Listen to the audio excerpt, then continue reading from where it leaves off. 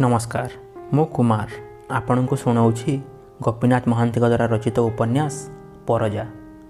आगर आम शुणीछे चतुर्थ भाग पर्यंत। उपन्यासटी बड़ होइथिबा कारणरू मु आपण को भाग भाग कर शुणाऊँगी। तेबे आसंतु शुणिबा उपन्यास परजा भाग 5। किंतु पहाड़िया झीओं धुआ पछा हस उछुली पड़ुଥାଏ। बेणा फूलर लंब लांजी धड़ा फूल परी धबला हस सुंदर आउ बेपरुआ। कटाली टोकीए एका पार्टी गीत बोलती। यही मांडिया खेत उपरे आमे नीति खटुचु नीति ढालुछु झाड़। पाचिला फल गाड़ी गाड़ी होई साइता होइछि। कहा पाई? हे प्रिय तुमरी पाई। तुमरे पाई मोर बाड़ीर मका खेतर मांडिया रंधा मद पी ढोल ढोल करी मतुआल होई मु जेतेबेले डाकिबी तुमे आसीबो। चांदिनी रातिरे पत्र तलर छाइए छाइए छपी छपी पाद पकाई तुमे आसीबो।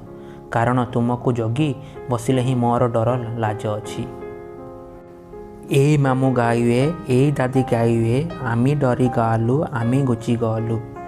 किंतु हे प्रिय आमर रकत पानी होई मांडिया फलैछु खेतरे तुमरी पाई। फंपा गीतरे फंपा आवाज बाजिला शुक्रजानीर फांका मन भितरे कांदी उठिला। कहा पाई रे कहा पाई गाड़ी गाड़ी सगड़ बुहा होई जीव खेतर पाची।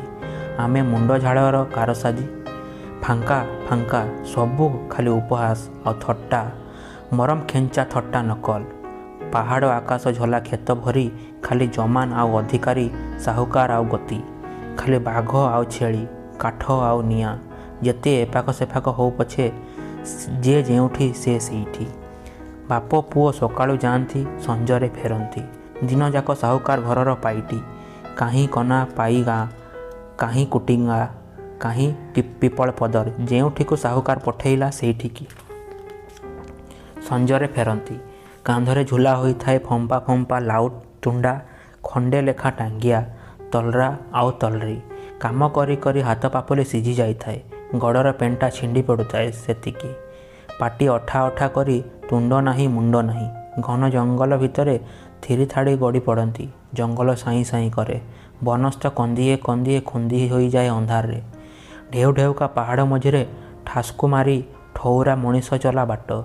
आकाश रे तरा जुकुजुकु करे। कुटुरा बोबाए बिलुआ बोबाए पें पें करी संबर गोटाकु गोटा दौड़ी दौड़ी पड़ाती।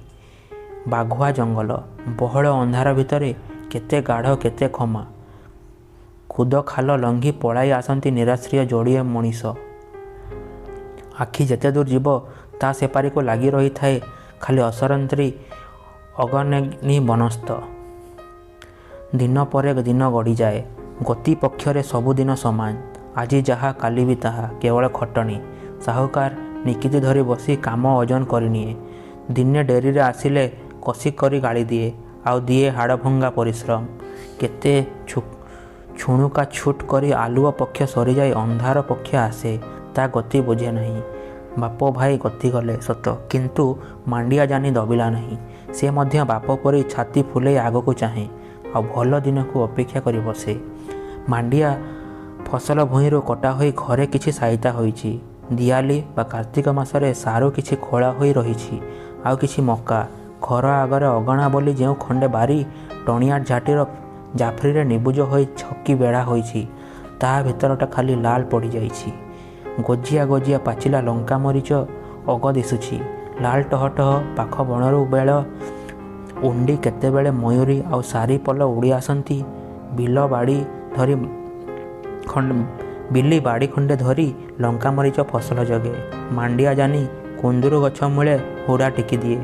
छाटी भाड़ी उपरू कुंदुरु फल मुंड टेकी चाहे। मांडिया जानी आखिरे अंधार रे देखे नहीं देखे आशा।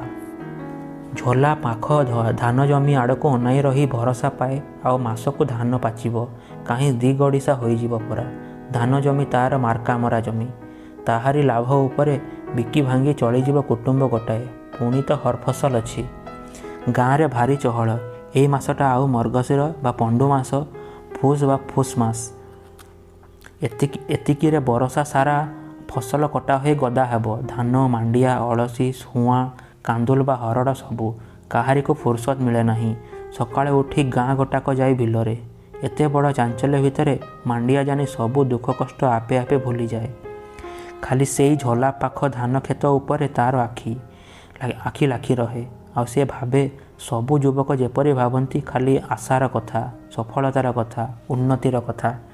କେବେ କେବେ ଦ୍ୱିପହର ବେଳେ ଝୋଲା ଉପରେ ପାହାଡ଼ି ଭୂଇଁ ଉପରେ ବାକି ରହିଯାଇଥିବା ମାଣ୍ଡିଆତକ ନିଠେଇ ନିଠେଇ ବସି କାଟୁଥିବା ବେଳେ ଦେହ ଖେଳେଇ ଖେଳେଇ ବୋଇତ ଭାସିଲା ପରି ପାଚିଲା ଫସଲର କ୍ଷେତ ବାଟେ ଗାଁର ଟୋକିଏ ଝୋଲା ଆଡ଼କୁ ଗଡ଼ି ଯାଆନ୍ତି। ଦାନ୍ତ କାଠିଟା ପାଟିରେ ଗୁଞ୍ଜି ପାଇଟି କରୁ କରୁ ସକାଳ ବିତେଇ ଦେବ। ପରଜା ଝିଅଙ୍କ ଅଭ୍ୟାସଗତା ବିଶେଷତ୍ୱ। ମାଣ୍ଡିଆ ଜାନି ଓହଙ୍କି ପଡ଼ି ମାଣ୍ଡିଆ କାଟୁ କାଟୁ କଣେଇ କଣେଇ ଦେଖେ କିଏ କେତେ ସେ ବାଟେ ଯାଆନ୍ତି। କିଏ ଲୁଗାପଟା ଧରି, କିଏ ଗୁର୍ଦି ଶାଗ ବା ବଣରୁ ଆଣିଥିବା ମୂଳ ଗୁଡ଼ିକୁ ଧରି, କିଏ ବା ମାଠିଆ ଧରି। ଆଉ ସେ ବାଟେ ଯାଏ କାଜଡ଼ି।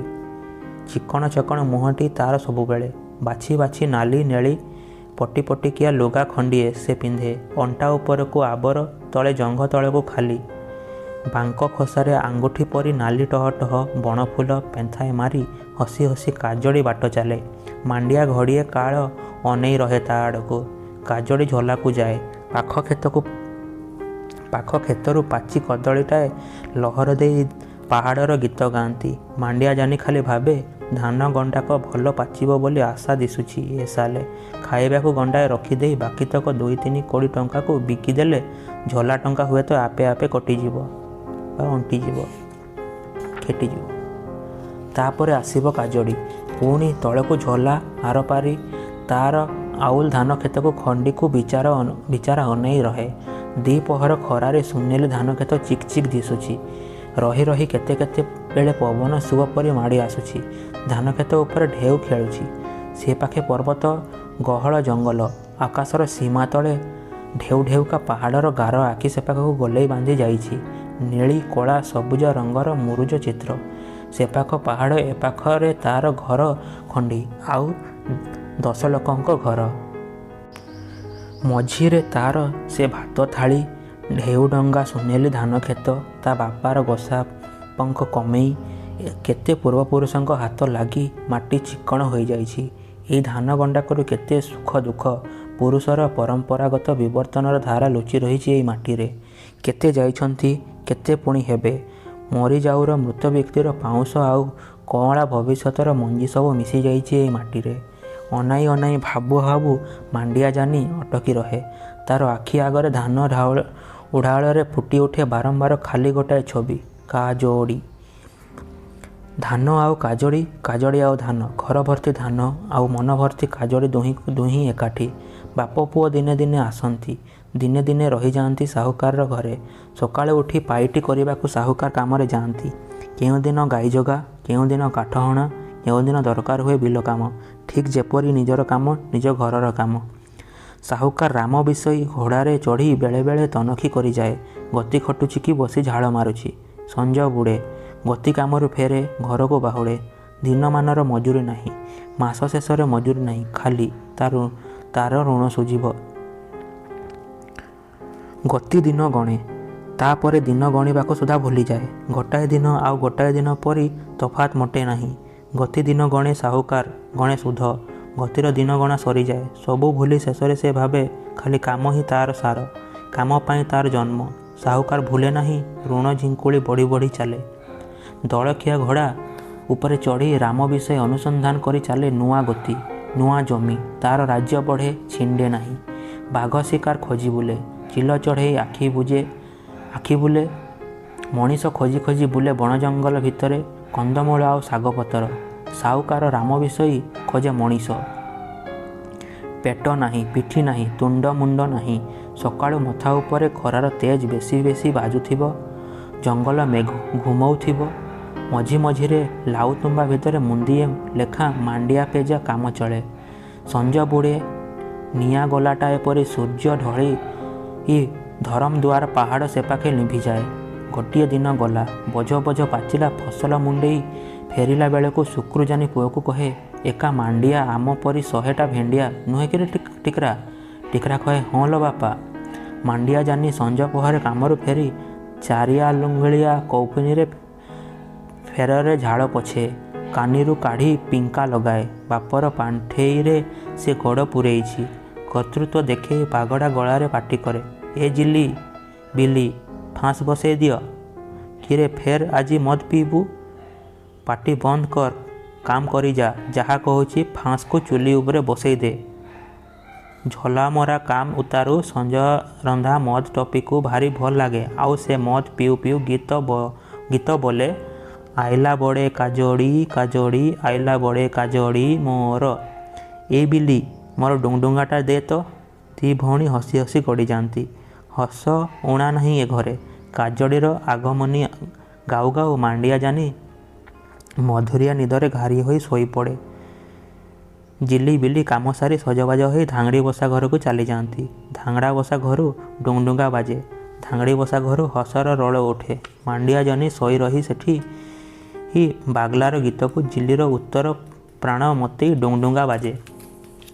କାଜଡ଼ି କହେ ଜିଲିକୁ, କିଲୋ ଯାଉନୁ, ବାହାରି ଆଣ୍ଡ୍ରା ଡାକୁଛି। ଜିଲି କହେ, ଚୁପଚାପ ତୁ ଯା। ନିଶା ସାଇଁ ସାଇଁ ଡାକେ। ଦିନେ ଦିନେ ଜିଲି ଉଠି ଚାଲିଯାଏ। ଚୁପଚାପ କାଜଡ଼ିକୁ ଟିକିଏ ହଲେଇ ଦିଏ। ଏପାଖ ସେପାଖ ଚାହେଁ, ପଦାକୁ ପଳାଏ। ସୁନସାନ ରାତିର ପ୍ରାଣର ଉତ୍ତେଜନା ବେଦନା ହୋଇ ଲାଗି ରହେ ରାତିର ଅନ୍ଧାରରେ।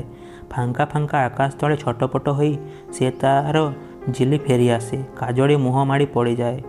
ହସି ହସି ଫାଟି ପଡ଼େ, କିଲୋ ଫେରି ଆସିଲୁ ଏତେ ଚାଣ୍ଡେ। ଜିଲି ଘୁଙ୍ଗୁଡ଼ି ମାରେ, ଗଲୁ ନାହିଁ ଧାଙ୍ଗଡ଼ି ବସା ଘରକୁ? ଚାଲି ଡରି ମରୁଥିବୁ ଖାଲି। ଜିଲି ଘୁଙ୍ଗୁଡ଼ି ମାରେ। କାଜଡ଼ି ଜିଲିକୁ ଝିଙ୍କି ଅଟାରି ହଇରାଣ କରିଦିଏ। ତାପରେ କୁଣ୍ଢେଇ ପକେଇ ମୁହଁରେ ମୁହଁ ଯୋଡ଼ି କହେ, ଏମିତି ଯଦି ଛଟଗାଳି ପଡ଼ୁଥିବୁ ଦିନେ ତୋର ବାଗଲାକୁ ଚୋରେଇ ନେଇଯିବି ଜାଣିଥା।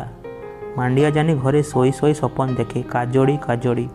ଘରର ଫାଙ୍କା ବାଟେ ବଡ଼ ଜହ୍ନଟାଏ ଟାପରି କରି ଆଙ୍ଗୁଠି ଦେଖେଇ ଦେଖେଇ ଗଲା ମୁହଁରେ ହସେ, ଭାରି ହସେ। ଶୁକ୍ରୁ ଜାନି ଟିକରାକୁ କହେ, ଆଉ ଟିକିଏ ପାଚିଗଲେ ଆମର ଧାନ କଟା ହେବ, ବୁଝିଲୁରେ ଟିକରା? ଟିକରା କହେ, ହଁ ବାପା ଠିକ୍ କଥା। ଏକା ମାଣ୍ଡିଆ 2 କୋଡ଼ି ଧାଙ୍ଗଡ଼ାର କାମ କରିବ, ନୁହେଁ ଟିକରା? ହଁ ବାପା, ଆମେ ଉଠେଇବାକୁ ତ ଏକା ମାଣ୍ଡିଆ ଆଉ କିଏ? ଧାନରୁ ବୋଧେ ଝଲା ଟଙ୍କାଟା ତାର ଉଠିଯିବ ନୁହେଁ? ସମ୍ଭବ। ଭଲ ଝିଅଟିଏ ଉତୁରେଇଛି ପୁରୀ ଜାନି, ନୁହେଁ ଟିକରା? ଖାସା ପିଲାଟିଏ କାଜଡ଼ି। ହଁ ଭଲ ପିଲା। ଚୈତ ପରବରେ ତ ତା ଆଗରେ କିଏ ନାଚିବେ ଇରେ ବାପ। ନା ନା, କାମ ଦାମ କଥା କହୁଛି, ଖୁବ୍ ଖଟିପାରେ ନୁହେଁ? ପୁରୀ ଜାନି ଘରର କାମ ଆଉ କିଏ କରେ? ଗୋଠ ଗୋଠ ଗୋରୁ ସମ୍ଭାଳି ନେବେ। ଆଉ ଡଙ୍ଗରକୁ କନ୍ଦା ଖୋଜି ଯାଇଥିବେ ଯେ ଖୋଜୁଥିବେ। ଖରା ନାହିଁ ତରା ନାହିଁ। ଭଲ ପଡ଼େ ନା ତୋରି କାଜଡ଼ି ସାଙ୍ଗରେ? ଆଜିଠୁ ତାକୁ ଖୁସି କରୁଥା, ନଇଲେ ଦବ ନାହିଁ ପଛେ ଖାଇବୁ। ତୁ ଖୁସି କର ବାପା, ତୁ ଖୁସି କର, ମୁଁ ଠିକ୍ ଅଛି। ଟିକରା ଜାନି ହସି ହସି ଗଡ଼ିଗଲା। ବାପା ହସିଲା। ବାପ ପୁଅ ଦୁଲଦାଲ କରି ମାଟି ହାଣନ୍ତି ଆଉ ଗପ କରନ୍ତି। ସମୟ କଟିଯାଏ। ତେଣେ ମାଣ୍ଡିଆ ଜାନି ନିଜ ହାତରେ 14 ପା କାମରେ ଭୁସ୍ ଭୁସ୍ ସଞ୍ଜ ବୁଡ଼େ। ମଦ ରାନ୍ଧି ଖାଏ। ରାତିଯାକ ଗଡ଼େ। ଖଟଣି ବାଧେ ନାହିଁ। ଦିନଯାକ ପଥର କଙ୍କର ସାଙ୍ଗରେ କସରତ। ରାତିକୁ ମହୁଲ ମଦର ନିଶା।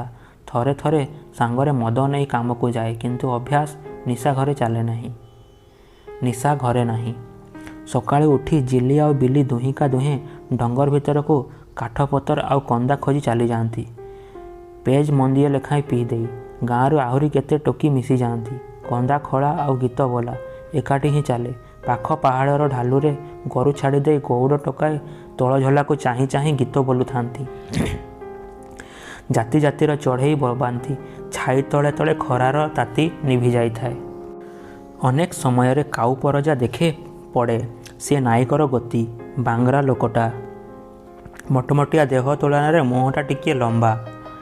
ବଙ୍କା ବଙ୍କା ଧନୁଆ ଗୋଡ଼ରେ ନସର ପସର ହୋଇ ଧାଇଁଲା ବେଳେ ବଡ଼ ହୋସ୍ ମାଡ଼େ ଦେଖିଲେ। ଆଉ ଟିକିଏ କଥାକୁ ସେ ଭାରି ନିବିଷ୍ଟ ହୋଇ ଗ୍ରହଣ କରେ। କେବେ କେବେ କହେ ଗୋରୁ ଖୋଜି ଆସିଛି, ଆଉ କେବେ କହେ ଗୋରୁ ଜଗି ଆସିଛି। ଭାରି ଗମ୍ଭୀର ଆଉ ଜରୁରୀ ତା ଧରଣ। ବିଲି କହେ, କାଉ ଭାଇ କାହିଁ କନ୍ଦା 2ଟା ଖୋଜି ଦେନା। ତରବର ହୋଇ ଆଖି ବଡ଼ ବଡ଼ କରି କାଉ ଧାଇଁଯାଏ। କହେ, ଆ ଆ। ଅଧା ବାଟରେ ଥରେ ଥରେ ଠିଆ ହୋଇ ରହି ସେ ପଛକୁ କଣେଇ କଣେଇ ଅନାଏ, ପୁଣି ଛୁଟେ। ଜିଲି କହେ, କାଉ ଭାଇ ଗୋଟିଏ ଗୀତ ଗାଆ ନା। ଗୀତ? ହଉ। କାଉ ପରଜା ତୁଣ୍ଡ ଖୋଲେ। ସମସ୍ତେ ହସି ହସି ଗଡ଼ିଯାଆନ୍ତି। କାଉ ଖାଲି ଆଶ୍ଚର୍ଯ୍ୟ ହୋଇ ଚାହେଁ। ତାର ଛଳ ନାହିଁ। କୌଣସି କଥାକୁ ସବୁ କଥାକୁ ସେ ସରସି କରି ଘେନେ। କନ୍ଦା ଖୋଳା ହୁଏ। ଡାଳପତ୍ର ଭଙ୍ଗା ହୁଏ। ଭାଲୁକୁଣି ପରି ବୋଝ ତଳେ ମୁଣ୍ଡ ଲୁଚେଇ ଦି ଭଉଣୀ ଯାକ ଘରକୁ ଫେରନ୍ତି। ତେଣେ ଝାଳ ଝାଳ ଦେହରେ କାଙ୍କ ଖଣ୍ଡ କାନ୍ଧ ଉପରେ ଲଦି କାମ ମଝିରେ ମାଣ୍ଡିଆ ପରଜା ଅଟକି ରହି ଗୋଡ଼ ଫାଙ୍କା କରି ଆଁଟାଏ କରି ଅନେଇ ରହିଥାଏ ଝୋଲା ତୁଠରେ ବାଟକୁ। କିଛି ସମୟ ପରେ କଳ ମୋଡ଼ିଲା ପରି ଚିହିଁକି ଉଠି ତୁମ୍ବାରୁ ମଦ ଟୋପିଏ ପିଇଦିଏ ଆଉ କାମ କରିଯାଏ। ଭୁସ୍ଭୁସା ଘରକୁ ଫେରିଲେ ଜିଲି କହେ ମାଣ୍ଡିଆକୁ, ଭାରି ମଦ ପିଉଛୁ ତୁ ମାଣ୍ଡିଆ। କାହିଁକି ପିଇବୁ କାହିଁକି ପିଇବୁ କି ଟିକିଏ ତୁ? ମଦ ପିଇଲେ ନାଚ ମାଡ଼ିବ ମୋତେ। ତୁ ଡୁଙ୍ଗଡୁଙ୍ଗା ବଜେଇବୁ କି? ତୋର କାଜଳି ଭାରି ନାଚେ ରେ ମାଣ୍ଡିଆ ଭାଇ। ଜିଲି ପାଳି ଧରେ। ମାଣ୍ଡିଆ ଗମ୍ଭୀର ହୋଇଯାଏ। ଆରେ ପିଲାମାନ ଆଉ ଦିଟା ମହୁଲ ହେଲେ ବେଶୀ କରି ଟିକେ ମଦ ରାନ୍ଧେ କାହିଁ ସେ? ଫେସରଗୁଡ଼ା ଗାଁରେ ସମସ୍ତେ ରାନ୍ଧୁଛନ୍ତି ମଦ ଆଜକାଲ। ବେଶୀ ମଦ ହେଲେ ମୂଲିଆଙ୍କୁ ଟୋପେ ଟୋପେ ମଦ ଦେଇ ଧାନଟା କଟେଇ ନିଅନ୍ତେ ଆମେ। ପଇସା ତ ପାଇବା ନାହିଁ, ମଦ ଟୋପେ ଦେବା। ଡମ୍ ସାହିଆ ରାଜି ହେଇଛନ୍ତି ମଦ ଖାଇ ଖଟିବାକୁ। ଗରିବ ଲୋକ ପଇସା ପରିବର୍ତ୍ତେ ମଦ ଦେଇ ମଧ୍ୟ କାମ କରାନ୍ତି। ଜିଲି ଆଉ ବିଲି ଭାରି ଗଉଁ ଗଉଁ ଦେଖେଇ ସତେ ପାହାଡ଼ ଓଲଟାଇ ପକାଇବେ ଯେପରି ସେହିପରି କହନ୍ତି, ଆଚ୍ଛା ଦେଖିବା। ଆଉ ମହୁଲ ଆଣ, ମୁଁ ତୁମକୁ ହାଟରୁ ପାନିଆ ଆଣିଦେବି। ହଁ, ଆମର ଆଉ ଗଡ଼ ଅଛି କି ହାଟକୁ ଯିବାକୁ? ଶୁଣୁ ମାଣ୍ଡିଆ, ଏ ଲଙ୍କା ମରିଚ ତକ ଆମେ ଲଗେଇଛୁ। ଏଥର ଲଙ୍କା ମରିଚ ଆଉ ସିଝା କନ୍ଦା ନେଇ ହାଟକୁ ଯିବି। ଭଲ ଖଦି ଖଣ୍ଡେ କିଣିଦେବୁ ତ କହିଥା, ନହେଲେ ଗୋଟେ ହେଲେ ପଇସା ତତେ ଦେବି ନାହିଁ। ହଉ ମହୁଲ ଆଣ। ମହୁଲ ଆଣିଲେ କିସ୍ ଦେବୁ? ମୁଢ଼ି ଖଜା ଦେବୁ? ଭାଗ। ମାଣ୍ଡିଆ ବିରକ୍ତ ହୁଏ। ଦୁଇ ଭଉଣୀ ଯାକ ମହୁମାଛି ପରି ତା ଦେହରେ ଲାଗିଯାଇ ତାକୁ ଖାଲି କାଜଳି କଥା କହନ୍ତି ଆଉ ଚିଡ଼ାନ୍ତି। ତୁ ଆଜି ଠିଆ ହୋଇ କିସ୍ ଦେଖୁଥିଲୁ? ତୋର କାଜଳି ହାଣ୍ଡିରେ ଖାଏ। ତୋର କାଜଳିଟା କିଛି ଭଲ ନୁହେଁ। ମାଣ୍ଡିଆ ଜାନି ଉପରେ ମୁହଁରେ ଚିଡ଼େ, ମନେ ମନେ ଖୁସି ପାଏ। ତିନି ଧାଙ୍ଗଡ଼ା ବସା ଘରକୁ ଯିବାକୁ ଭାବି ନୀତି ମଦ ନିଶାରେ ଭଳ ହୋଇ ଘରେ ଶୋଇ ରହେ ଆଉ କାଜଳିକୁ ସ୍ୱପ୍ନ ଦେଖେ। ତାର କାଜଳି, ତାର କଳା କଳା ଆଖି, ତାର ତଲୁ କାନେ ନୁଲି। ଦୁଇଟା ଉଞ୍ଚ ପାହାଡ଼, ସୁନ୍ଦର ପାହାଡ଼, ମଝିରେ ଗହିର ଝୋଲା। ପାହାଡ଼ ଛାଇ ତଣ୍ଡା ଝୋଲାର ପାଣି କଲବଲରେ ନିଦ ଜମି ଆସେ। ମାଣ୍ଡିଆ ଜାନି ଶୋଇ ରହେ। ବାଗଲା ପରଜା ଗୀତ ଗାଏ। ଜିଲି ଅଧା ଲାଜରେ କାଜଳିକୁ କହେ, ତୁଇ ଦେ ଉତ୍ତର। କାଜଳି ପରିଷ୍କାର କଣ୍ଠରେ ଜିଲିର ହୋଇ ବାଗଲାର ଗୀତରେ ଜବାବ ଦିଏ। ରହି ରହିକା ନୂଆ ପାଟି ଶୁଣି ବାଗଲାର ଡୁଙ୍ଗଡୁଙ୍ଗା ବେତାଳିଆ ହୋଇ ବାଜି ଉଠେ।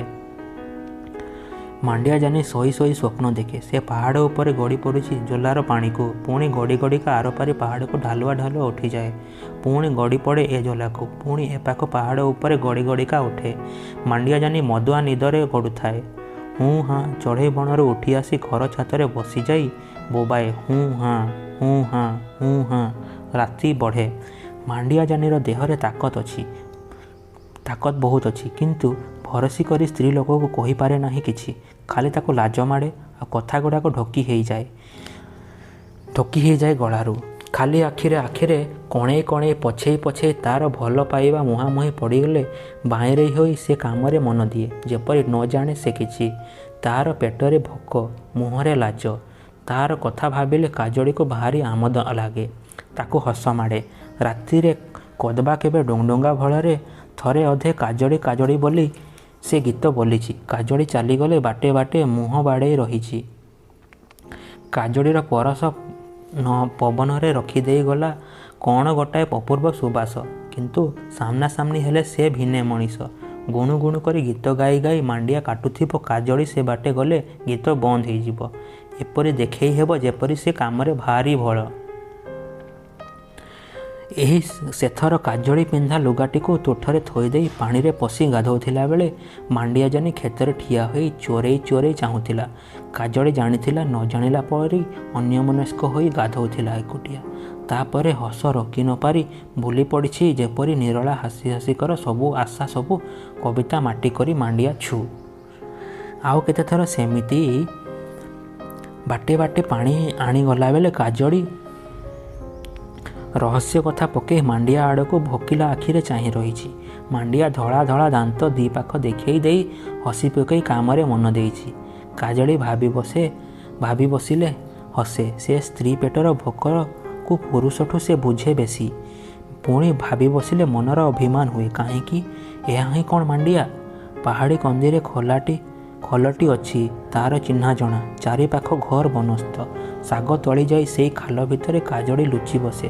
ତଳକୁ ଢାଲୁ ପଡ଼ିଥିବା ପାହାଡ଼ର ଦୃଶ୍ୟ ଦେଖେ, ଆଉ ଲୁଚି ଲୁଚି ଦେଖେ ମୟୂର ନାଚ, ଆଉ ଭାବେ ସାମ୍ନାର ବଣ ଚଟାଣ ଉପରେ ଅଣ୍ଡିରା ମୟୂରଟିଏ ନୀତିକାଳ ଗାଧୁଆ ବେଳେ ଆସି ଡାକେ। 5-6ଟି ମାଇ ମୟୂର ଆସି ପହଞ୍ଚନ୍ତି। ଅଣ୍ଡିରା ପୁଚ୍ଛ ଥରେଇ ଥରେଇ ନାଚେ। ମାଇଗୁଡ଼ିକ ତା ପଛେ ପଛେ ଗଡ଼ାଇ ଯାଆନ୍ତି। ଲୁଚି ଲୁଚି କାଜଳି ମୟୂର ନାଚ ଦେଖେ। କିପରି ମୁହଁ ଉପରକୁ ଟେକି ବେକ ପିଠି ଲଗେଇ ଦେଇ ମୟୂର ନାଚୁଛି। ମୟୂର ପଲ ଧାଇଁଛନ୍ତି ତା ପଛେ ପଛେ। ମୟୂର ନାଚ ଦେଖୁ ଦେଖୁ କେତେ କଥା ତା ମନରେ ଆସେ। ନିଛାଟିଆରେ ସେ କେତେ ଲୋକଙ୍କୁ ସ୍ମରଣ କରେ। ମାଣ୍ଡିଆ ଜାନି ତାକୁ ଭଲ ପାଏ ବୋଲି ସେ ଜାଣେ। ତାରି ପ୍ରତି ମାଣ୍ଡିଆର ଇଷ୍ଟ ଅଛି। ତାର ଛୋଟ ଦୁନିଆରେ ଅନେକ ଲୋକ ଧରି ନେଇଛନ୍ତି। ସେ ଦିନେ ମାଣ୍ଡିଆ ଜାନିକୁ ହିଁ ବିବାହ ହେବ। କିନ୍ତୁ ମାଣ୍ଡିଆ ଠାରୁ କ'ଣ ଯେପରି ସେ ଚାହିଁଛି, ନିର୍ଲଜ ହୋଇ କ'ଣ ଯେପରି ସେ ଖୋଜିଛି, ମାଣ୍ଡିଆଠୁ ଆଉ ପାଇନାହିଁ। ନ ପାଇ ମନ ଭିତରେ ତାର ଅଶାନ୍ତି ରହିଯାଇଛି। ମାଣ୍ଡିଆ କଥା ଭାବି ବସିଲେ ତାକୁ ଖୁସି ଲାଗେ, ତାକୁ ହସ ମାଡ଼େ, ପୁଣି ଉଦାସ ଆଉ ଫାଙ୍କା ମଧ୍ୟ ଲାଗେ। ଜଙ୍ଗଲର ଆଇନ ଭିତରେ ଲାଜ ନାହିଁ।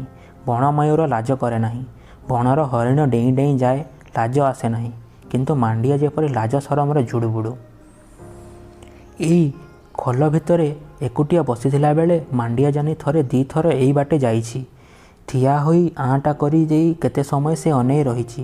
ନୀରବତା କଟେଇ ଘନିଷ୍ଠ ଭାବେ ଆଣିବା ପାଇଁ କାଜଳି ଉପରେ ପଡ଼ି ଆରମ୍ଭ କରିଛି। କୁଆଡ଼େ ଯାଇଥିଲୁ କିରେ ଏତେବେଳେ? କାଠ କାଟି। ଆହା, କେତେ କାଠ କାଟୁଥିବୁ ରେ ଦିନମାନ। ଏଣିକି ଆଖିରେ କାଜଳି ଅନେଇ ବସିଛି। ମାଣ୍ଡିଆ ଅକାବକା ହୋଇ କିଛି ସମୟ ଚାହିଁ ରହି ନିଦ ଭାଙ୍ଗିଲା ପରେ ପୁଣି ଚେଇଁ ଉଠି ଚାଲିଯାଇଛି। ଆହୁରି ସେଥର ସେଇ ନିଛାଟିଆ ଖୋଲା ଭିତରେ ବସି ରହିଥିଲା ବେଳେ କୁରାଢ଼ୀ ଖଣ୍ଡିଏ କାନ୍ଧରେ ପକେଇ ମାଣ୍ଡିଆ ଜଙ୍ଗଲ ଭିତରୁ ବାହାରି ପଡ଼ି ସେଠିକି ଆସିଥିଲା। କାଜଳି କହିଲା, ଚାଲ, ମୋତେ ନେଇ ଚାଲ। ମାଣ୍ଡିଆ କହିଲା, ମୁଁ ଉଠି ପାରୁନାହିଁ। ମୋ ଗୋଡ଼ରେ କ'ଣ ରକା ପଶିଛି? କାଜଳି କହିଲା। ମାଣ୍ଡିଆ ଚୁପଚାପ ଠିଆ ହୋଇ ରହିଲା। ବିରକ୍ତି ହୋଇ କାଜଳି ଉଠି ପଡ଼ି ଗଦ ଗଦ କରି ବାଟ ଚାଲିଲା ଆଗେ ଆଗେ। ସତକୁ ସତ କଣ୍ଟାଟିଏ ମାଡ଼ି ଦେହ ଝାଙ୍କି ହୋଇ ଲଥ୍ କିନା ବସି ପଡ଼ିଲା। ତାର ଗଭାର ଫୁଲା ପେନ୍ଥାଏ ଝଡ଼ି ପଡ଼ିଲା।